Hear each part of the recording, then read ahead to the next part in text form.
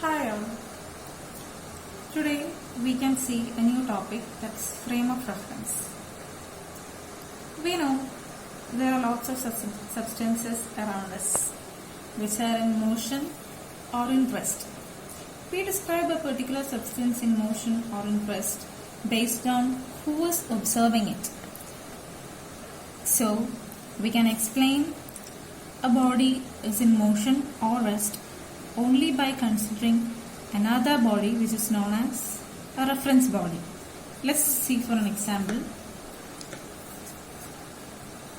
A train, a moving train. Okay. A person is sitting inside the train and another person is outside the train who's observing the train and the person inside. So for the person outside the train sees the person inside the train as moving, since the train is moving. So that's case 1. Now in a second case, case 2, we can consider another person inside the train. When this second person observes the first person in the train, the first person seems to be, at rest. So the same person is being said as in motion and in rest. Why is it so? Because the person outside the train has considered the ground as the reference, or the person outside the train is saying that the first person is in motion with respect to the ground. Okay, so he has taken the reference as ground. Now in the second case, the second person inside the train says that the first person is at rest because he has taken the train as the reference. So in the second case, the reference is train. So this is the case. Now let's consider another example. A table. Okay. A table. A table inside your room. It seems to be at rest, right?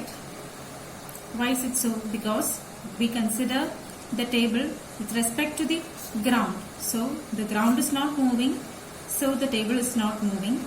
So we say that the table is at rest. Now consider our earth. So this is earth. The table is on our earth, right? So we know the earth is rotating on its own axis and also it is revolving around the sun. So here is the sun.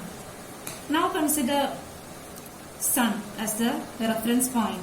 So from we look from the sun, how does we see this table? Will it be at rest or at motion? Yes, the table will be obviously at motion, right? Because earth is moving, so along with that table will also be moving. So when the frame of reference changes, then we can define whether a substance is in motion or rest. So for that we need a reference frame or a reference body.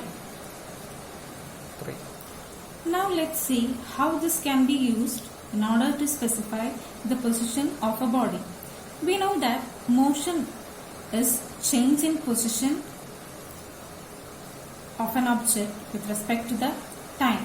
Okay, so in order to define the motion or the rest position of an object, we need to know two things. That is, one is the position and the other one is time.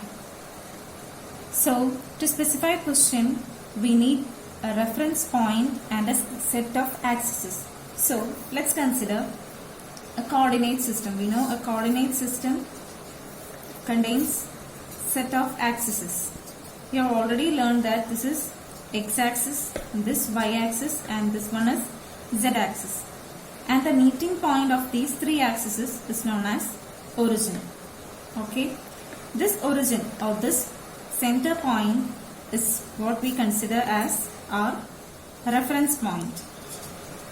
Okay, so origin is the reference point.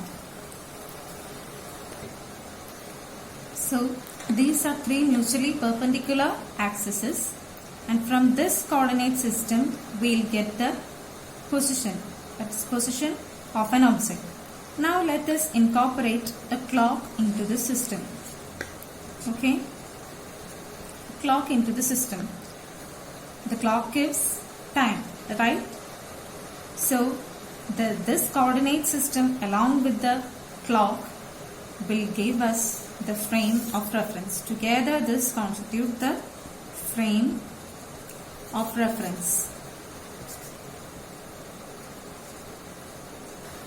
So from this system, if one or more coordinate of an object changes with time, we say that the object is in motion with respect to this frame of reference.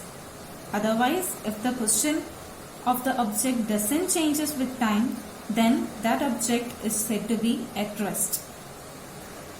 Now again considering our previous example, when you say a person inside the train is moving, that is our case 1, you are describing the person with respect to the frame of reference attached to you or the ground, right? Now considering the case 2, that is with respect to a frame of reference that is attached to this second person, the second person in the train, then the first person is said to be at rest. So frame of reference can be moved to our convenience in order to explain a particular situation. Okay, this is how simply we can explain frame of reference. Thank you.